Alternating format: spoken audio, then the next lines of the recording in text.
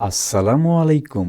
আজকে আমি আপনাদের সামনে তথ্য ও যোগাযোগ প্রযুক্তি বিষয়ে একটি গুরুত্বপূর্ণ প্রশ্ন এবং সেই প্রশ্নের উত্তর নিয়ে আলোচনা করব। আশা করি এটি আপনার ভাইবা প্রস্তুতিতে সহায়ক হবে। তাহলে চলুন শুরু করা যাক। বিগত সালের আইসিটি নিবন্ধন ভাইবা পরীক্ষার একটি গুরুত্বপূর্ণ প্রশ্ন ছিল, ডেটাবেস কি? ডেটাবেস হলো একটি সুসংগঠিত তথ্য সংগ্রহশালা, যেখানে তথ্য সঞ্চয়, পরিচালনা এবং পুনরুদ্ধারের জন্য কাঠামোবদ্ধ পদ্ধতি ব্যবহার করা হয়। এটি একটি সফটওয়্যার বা প্ল্যাটফর্মের মাধ্যমে কাজ করে, যা ব্যবহারকারীদের তথ্য সহজে অ্যাক্সেস এবং পরিচালনার সুযোগ দেয়। ডেটাবেজের মূল বৈশিষ্ট্য: তথ্যের সংগঠন।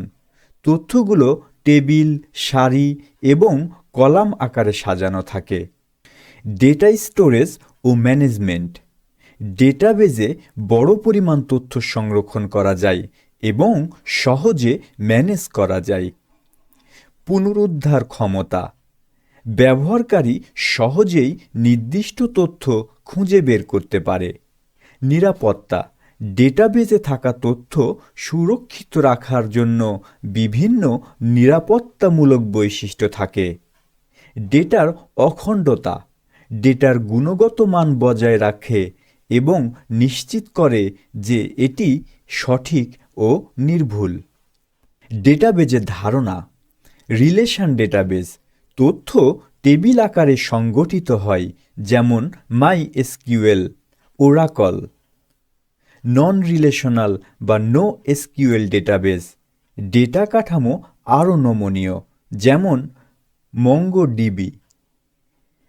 ডিস্ট্রিবিউটেড ডেটাবেজ বিভিন্ন স্থানে বিভক্ত কিন্তু সংযুক্ত ডেটাবেজ সিস্টেম।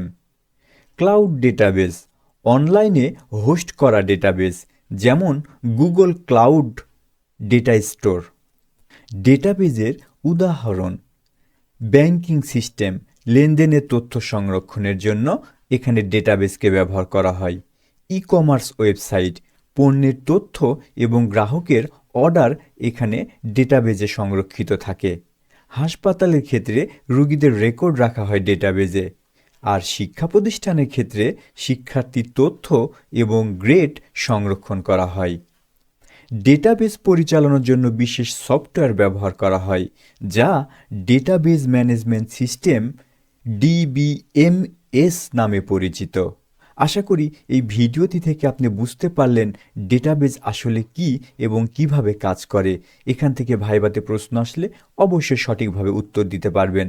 কথা হবে পরের ভিডিওতে নতুন কোনো টপিকস নিয়ে।